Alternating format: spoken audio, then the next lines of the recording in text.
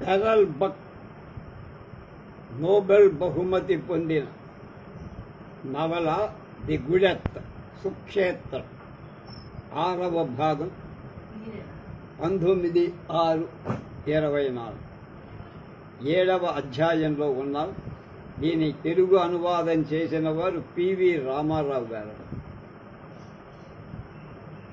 పినతండ్రి వల్ల తనకు చిక్కులు రాగలవని వాంగ్ మొదటి నుంచి అనుకుంటూనే ఉన్నాడు బాబాయ్. ఇప్పుడు అతని భావం స్థిరపడి అతను సాక్షాత్తు తన తండ్రి తమ్ముడు కూడా.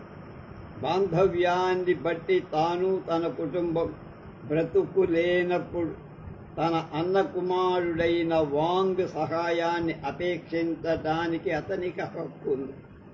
అతనికి పెళ్ళాం 7 పిల్లలు కూడా ఉన్నారు. పెంతండ్రికి వ్యాంగ్ బీద స్థితిలో ఉండగా తన పొలం మీద వచ్చే కొద్ది ఆదాయంతోనే సంసార యాత్ర సాగించారు. అతని ఇంట్లో తినేవాళ్లే కానీ పనిచేసేవాళ్ళు లేరు. భార్యకు కాపురం ఉండే గుడిసెను ఊడ్చుకునేందుకు కూడా ఓపిక లేదు. పిల్లలు అన్నం తింటే మూతులు కడుక్కోవటం కూడా బరువే.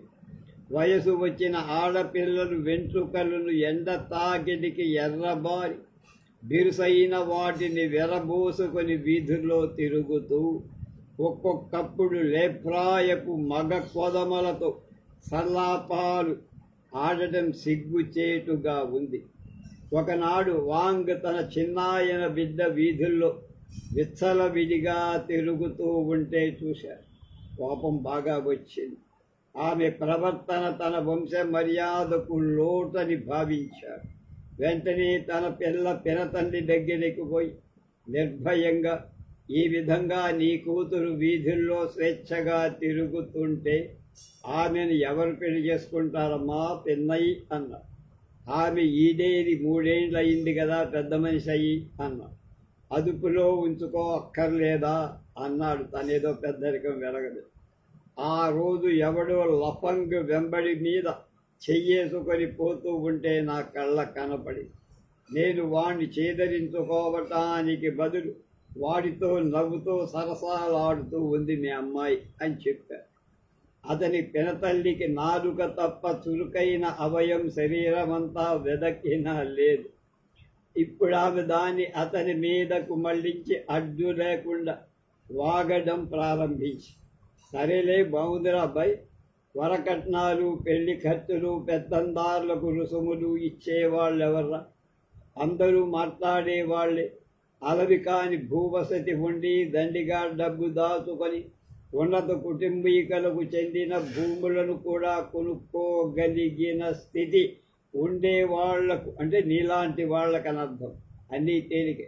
కానీ మీ చిన్నాయన ఆగర్భ దరిద్రుడు, దురదృష్టవంతుడు. దారిద్ర్యమంటే ఓ అంటుంది. దైవేచ్ఛ ఈ విధంగా ఉన్నప్పుడు అతడు మాత్రం ఏం చెయ్యగలడు? బంగారం పట్టినా మట్టి అయ్యేపోయే కాలమది. అందరికీ తెగ పంటలు పండుతూ ఉంటే మా ఆయన ఎముకలు పట్టుకొని పనిచేస్తున్నా. వేసిన విత్తనమంతా చచ్చి వట్టి గడ్డి గాధమే పెరుగుతోంది మా పొలంలో అని గట్టిగా ఏడుస్తూ కోపాన్ని పురికొల్పుతూ ఉంటూ వెంట్రుకలు పీక్కుంటూ ఇల్లెగిరిపోయేటట్టు గట్టి సమాధానం ఇచ్చింది. దురదృష్టం అంటే ఏమో నాకు అర్థం కాలేదు నాయన. అందరి పొలాల్లోనూ వరి గోధుమ పండుతూ ఉంటే మాకు కలుపు మొక్కలు పండుతున్నాయిరా అబ్బాయి. ఇతరుల ఇళ్ళు ఏండ్ల తరబడి గట్టిగా ఉంటే మా ఇంటి నేల తనకు తానే కదలి గోడలన్నీ నెర్రలు బారాయ్యారా? ఇతరుల కొడుకుల కొంటూ ఉంటే నేను కొడుకులనే కళ్ళగదల్చిన ఆడపిల్లలే నాకు పుట్టారు. దురదృష్టం అని గట్టిగా అరుస్తూ ఉంటే ఆ అఘాయిత్యాన్ని ఇరుగు పరుగు అమ్మలక్కలందరూ గుంపులయ్యారు. వాంగు మాత్రం జడుసుకోకుండా తాను అనదలిచిన 4 ముక్కలు అనేసి వచ్చేశారు. పెద్దవాళ్లకు చెప్పే తాహతు నాకు లేదు. అయినా ఈ మాట చెబుతున్నా, ఎటు తిరిగి ఆ పిల్లకు పెళ్లి చేయటం మంచిదని నా అభిప్రాయం. అలాగే స్వేచ్ఛగా తిరగనిస్తే మాత్రం ప్రమాదం. వీధుల్లో తిరిగే కుక్కలు పిల్లలను ఈనడం చూస్తూనే ఉన్నాం కదా అన్నాడు. ఈ మాటలు అని అతడు గబగబా ఇంటికి వెళ్ళిపోయాడు. ఆమె అరుస్తూనే ఉంది, కోపంతో ఉక్రోషంతో ఏడుపు. ఈ ఏడు మళ్ళా కొంత భూమి కొనాలనుకున్నాడు వాంగ్. ఏటేటా చేతనైనంత వరకు పాంగుల భూమిని కొనదలిచాడు. కొత్తగా ఒక గదిని వేయాలని కూడా అనుకుంటున్నాడు. కానీ ఈ విధంగా క్రమేణా చిన్న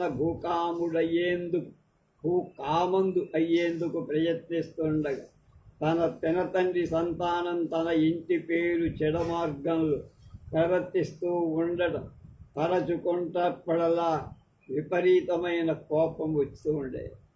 మరుసటి రోజు వాంగ్ పొలంలో పనిచేసుకుంటూ ఉంటే ఆయన చిన్నాయన వచ్చాడు. ఒలాన్ అక్కడ లేదు. రెండవ కాన్పై 10 నిమిషాలు దాటి ఆమెకి ఇప్పుడు 3 కాను పొద్దు. ఒంట్లో బాగా లేక కొద్ది రోజులుగా పొలంలో పనికి రావటంలా. అందుకే వాంగ్ ఒక్కడే పనిచేస్తాడు. పినతండ్రి మెల్లగా వచ్చి దగ్గర నిలబడి గట్టిగా గాలి వీస్తే ఊడిపోయేటట్టుగా మొలకి ఒక గుడ్డ కట్టుకున్నాడు బాబాయ్. అతడు వచ్చిన పని ఆపకుండానే కొంతసేపు అయిన తరువాత తలపైకెత్తకుండానే పని ఆపనందుకు క్షమించు పెద్ద జనాయన. ఈ చిక్కుడు బాగా పండాలంటే 2-3 సార్లు దాన్ని దున్నాలక్కడ అన్నారు. పనులు ముగిశాయేమో, నా పని చాలా నిదానం, ఏదో బీద రైతును, ఎప్పటికీ పని ముగియదు, విశ్రాంతి కూడా ఉండదు అని తన గురించి చెప్పుకున్నాడు. అలాంటి చిన్నాయనకు ఈ మాటల్లో ఎత్తి పొడుపు స్పష్టంగా అర్థమయ్యింది. అయినా అతను ఒడిదుడుకులు లేకుండా, నేను చాలా దురదృష్టవంతుడురా నాయన, ఈ ఏడు వేసిన చిక్కుడంతా చచ్చింది. ఆ 1-2 మొక్కలో తప్ప ఇంటి వాడుక అవసరమున్నా ఈ ఏడు కొనాల్సిందే అని గాఢంగా నిట్టూర్చారు. బేద అరుపులు అరిచాడన్నమాట. ఏదో అడిగేందుకే అతడి ఇక్కడికి వచ్చాడని వాంగుకు తెలుసు. కాబట్టి మనసును దిటవు చేసుకున్నాడు. వాంగ్ అప్పటికే బాగా దున్నబడిన పొలంలో చిన్న పెంటను కూడా నుసి చేస్తూ నాగలిని జాగ్రత్తగా కిందకు దింపారు. చిక్కుడు మొక్కలన్నీ నిక్కపొడుచుకొని ఉన్నాయి. ఎండలో వాని నీడ పడింది. చిన్నాయన మళ్ళా మొదలుపెట్టాడు పురాణం. మా పెద్ద పాప విషయంలో నీ ఆదుర్దా గురించి మీ పిన్ని చెప్పిందిరా. నువ్వు చెప్పిందంతా నిజమే. నీకు వయసుకు మించిన పరిజ్ఞానం ఉంది. దాని పెళ్లి చెయ్యాలని అవసరం ఎంతైనా ఉంది. 15 ఏళ్ళు, ఈ 3 ఏళ్లలో బిడ్డల తల్లి కావాల్సి ఉన్నది. ఏ విధవ వలనైనా గర్భం వస్తుందేమో అని నేనెప్పుడూ భయపడుతూనే ఉన్నాను. నాది కూడా, మన పేరు కూడా సిగ్గుచేటుగా ప్రవర్తిస్తోందని అర్థమైంది. సాక్షాత్తు మీ పినతండ్రి తమ్ముడైన నాకు గౌరవనీయమైన, మీ తండ్రి తమ్ముడైన నాకు గౌరవనీయమైన మన కుటుంబాలు ఈ సంఘటన జరిగితే ఎలా ఉంటుందో ఆలోచించు అని బాధ్యత వీడి మీద పడి వాంగు నాగలిని నేలలో గట్టిగా అదిమి పట్టుకున్నాడు. మొగమాటం లేకుండా మాట్లాడాలనుకున్నాడు. ఇలా మొదలుపెట్టాడు. ఇంత తెలిసి ఆమెనెందుకు హద్దులో ఉంచుకోరాదు? మట్టసంగా ఇంట్లో ఉండి ఓడవటం, ఇల్లు శుభ్రం చేయడం, దంచడం, కుటుంబానికి కావలసిన గుడ్డలు కొట్టడం ఆమెతో చేయించరదా బాబాయ్ అన్నాడు. కానీ పెద్దవాడితో ఈ మాట అందామనుకున్నాడు. అనలేకపోయాడు కాబట్టి ఊరుకున్నాడు. ఇంతలో చిన్నాయనే మళ్ళీ అందుకున్నాడు. నేను అదృష్టవంతుడనై ఉంటే మీ నాయన పెళ్లాడినట్టి భార్యనే పెళ్లాడి ఉండేవాడిరా. అతని భార్య బాగా చేసేది అంటే మీ అమ్మ. నీ భార్యలాగా కొడుకులనే కనేది. నా భార్య చూడరా, కండలు పెంచుకోవడం తప్ప ఏం తెలియదు దానికి. ఆడు బిడ్డల్నే కంటోంది. కొడుకొక్కడన్నా ఒకడు ఉన్న వట్టి సోమరిపోతు. లేకపోతే నేను నీలాగానే శ్రీమంతుడుగా ఉండేవాడు. అప్పట్లో మనపూర్వకంగానే నా భాగ్యాన్ని నీతో పంచుకునేవాడు. నీ కూతుళ్లకు మంచి సంబంధం వెతికి పెళ్ళిళ్ళు చేసేవాడు. అంగడిలో అవసరమైన ధరావత్తు కట్టి నీ కొడుకులకు గుమస్తా పనులు ఇప్పించేవాడు. నాకున్న దాంట్లో వంచన లేకుండా నీకు, నీ బిడ్డలకు, మీ తండ్రి మా అన్నకు పెట్టేవాణ్ణి. ఇదంతా ఎందుకబ్బాయి? మనలోని రక్తమంతా ఒకటే కాబట్టి అని మెలిక పెట్టారు. వాంగ్ ముక్తసరిగా ఇలా అన్నారు, నేను ధనవంతుడును కాను అనే విషయం నీకు తెలుసు బాబాయ్. నాకు ఇంట్లో 5గురు తినేవాళ్ళు ఉన్నారు. మా నాయన పని చేయలేని పెద్దవాడు, అయినా అతనికి ఆహారం అవసరమే కదా. నా భార్య మరీ గర్భిణి, ఇప్పుడో అప్పుడో తినేందుకు ఇంకొందరు ఎక్కువయ్యే సూచన కూడా కనబడుతోంది. లేదులే, నువ్వు ఐశ్వర్యవంతుడివే, భూస్వాముల వద్ద పొలం కొన్నావు, ఎంత ఎక్కువ వెలకు దేవుడెరుగు, ఊళ్ళో ఎవరికైనా ఆ తాహతుందా అని మొలగ చెట్టెక్కేస్తున్నాడు.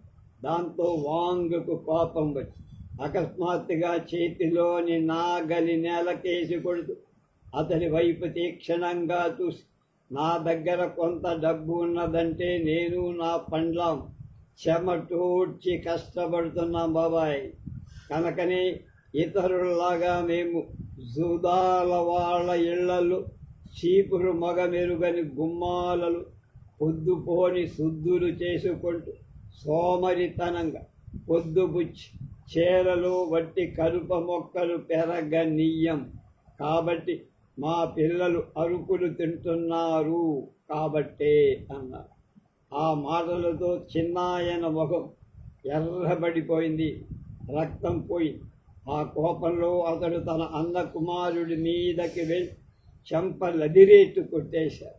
పెద్దవాళ్ళు అన్నందుకు ఇదే శాస్త్రం, నీకు మతం లేదు, నీతి లేదు, మర్యాద మట్టు తెలిసినట్టు లేదే. పవిత్ర గ్రంథాలలో పెద్దలను గౌరవించమని శాసించి ఉండటం నీవు విన్నట్టు లేదే అన్నారు.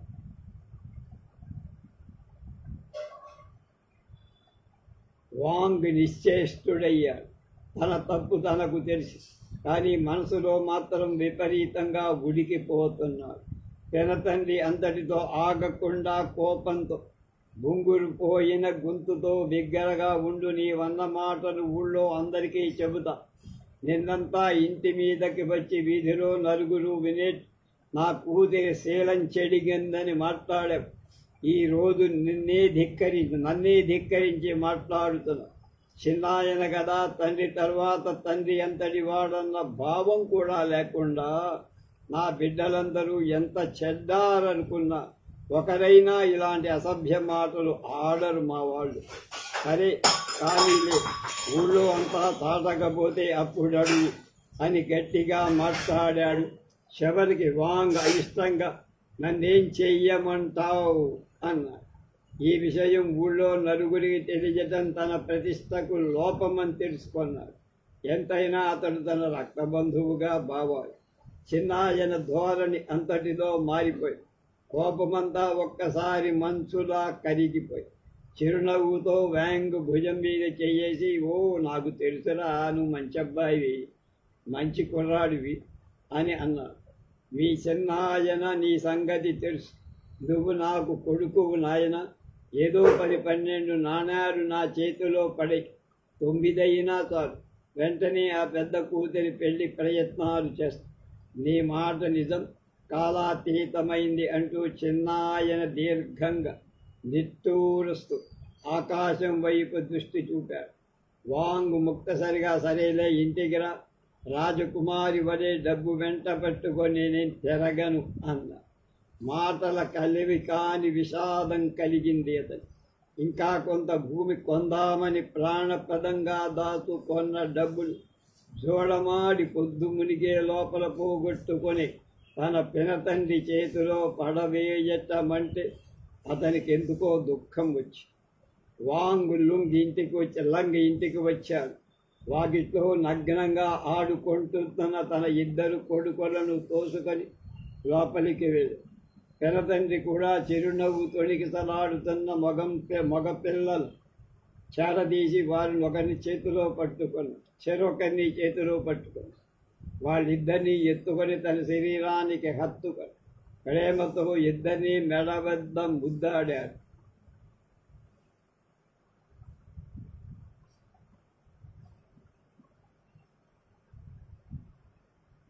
ఇద్దరినీ చెరొక చంకలో ఇరుకొంచని ఇద్దరు చిన్న మగ పిల్లలు అన్నాడు ఆనందం పట్టలేక. వాంగు మాత్రమేం ఆగల. తన పడక గదిలోకి పోయాడు. అంతా అంధకారం. ఎండలో వచ్చాడు కాబట్టి మరీ అస్సలు కనిపించదు. ఒక చిన్న కన్నం గుండా పడుతున్న వెలుతురు తప్ప ఏ కొంచెం వెలుతురు లేదు. కానీ తనకింతకు పూర్వం సుపరిచితమైన కొత్త నెత్తురు అతని మసాలాలను గాఢంగా తగిలి. అతడు తీవ్రంగా ప్రసవమైందా అని అడిగాడు భార్య. ఓలాన్ పడక మీద నుండి ఎప్పుడు లేనంత హీనస్వరంతో ఉంది. ఆడుబిడ్డ, చెప్పుకోదగ్గది కాదులే అన్నది. మగపిల్లాడైతే సంతోషం అదనడు. వాంగ్ నిశ్చేష్టుడయ్యాడు. అతనికేదో అశుభంతో ఆడపిల్ల తన తండ్రి ఇంటిలో ఒక ఆడపిల్ల పుట్టి ఇన్ని కష్టాలు కల్పిస్తోంది. తన ఇంట్లో కూడా ఆడపిల్ల పుట్టిందే అనుకున్నాడు. అతడేం బదులాడకనే గదిలోని గోడ దగ్గరికి వెళ్ళి కరుకుగా ఉన్న డబ్బు దాచిన స్థలాన్ని చీకట్లో తడివి తెలుసుకొని మెత్తు ఊడదీసి 9 రూపాయలు లెక్కేసి తీశారు. రూకలెందుకు తీస్తున్నారు అని ప్రశ్నించింది భార్య ఒల. ఏదో తప్పని పరిస్థితిలో మా చిన్నాయనకు బదులివ్వాల్సి వచ్చింది. మొదట మాట్లాడాల, తరువాత సహజ ధోరణితో బదులని చెప్పకుండా ఉంటే మంచిది. ఈ ఇంట్లో బదులుడివ్వడం అనేది లేదు. ఉచితంగా ఇవ్వాల్సిందే, ఇచ్చినట్టు ఉంటుంది. అయినా బాంధవ్యాన్ని బట్టి ఇవ్వక తప్పింది కాదు అన్నాడు విషాదంగా. వాకిట్లోకి వచ్చి ఆ డబ్బులు చిన్నాయన చేతిలో వేసి వడివడిగా నడిచి పొలానికి పోయా. చీరను అమాంతంగా పెకలించి వేసేవాడిలా పని చేయటం ప్రారంభించాడు. అప్పుడు డబ్బుల గురించి ఆలోచన అతన్ని ఆవరించి తన చిన్నాయన ఆ రూకలతో జోదమాడినట్లు ఆ డబ్బులు తాను పొలంలో ఎంతో కష్టించి సొంతానికి మరికొంత భూమిని వాడి చేతుల్లో పడినట్టు అతని కళ్ళకు కట్టింది. ఒక సేంద్రియ అన్నమాట. సాయంకాలానికి అతని కోపం శాంతించలేదు అప్పటిదాకా. అప్పుడు అతనికి ఇల్లు, ఆహారం తలంపుకు వచ్చాయి. కొత్తగా పుట్టిన ఆడపిల్లని గురించి ఆలోచన కలిగి తనకు ఆడపిల్లలు పుట్టడానికి కారణమైందన్న విషయం వేళ్లకు మనస్సుకు బరువెక్కింది. తమ కొరగ్గాక ఇతరుల సంసారాలను ఉద్ధరించేట కదా కూతుళ్ళు అనుకున్నాడు. పెనతండ్రి మీద కోపంతో ఆ పిల్ల మొగమైనా అప్పుడు తోళ్ళవాడు. ఆ విషాద మాగడి కానుకొని నిల్చున్నాడు. కొత్త భూమిని కొనడం మళ్ళా కారుకే. ఇప్పట్లో ఈసారి కారు కంటే ఋతువు వచ్చినప్పుడు. ఇంతలో ఇంట్లో ఇంకొకరు తిండికి ఎక్కువయ్యారు. నెత్తి మీద తెలిమబ్బుల్లో ఆ సంజ చీకట్లో కారు నలుపు కాకుల మూక ఒకటి గట్టిగా అరుస్తూ అతని తల మీదుగా ఎగిరిపోయింది. ఒక మేఘంలాగా అవి అతని ఇంటి వద్ద ఉన్న చెట్లలో వాలడం వాంగ్ గమనించాడు. అరుస్తూ వాడిని అదరిస్తూ అతడు కొంత దూరం వాటిని వెంబడించాడు. అవి మళ్ళీ లేచి అతని నెత్తిన తిరిగి వాటి వికృత స్వరంతో అతన్ని హేళన చేస్తూ మబ్బులు ఆకాశంలో లీనమైపోయాయి. అతడు గట్టిగా ఏదో గొడుక్కున్నాడు. అదొక దుశ్శకునం అనిపించింది. 8వ అధ్యాయం రేపు.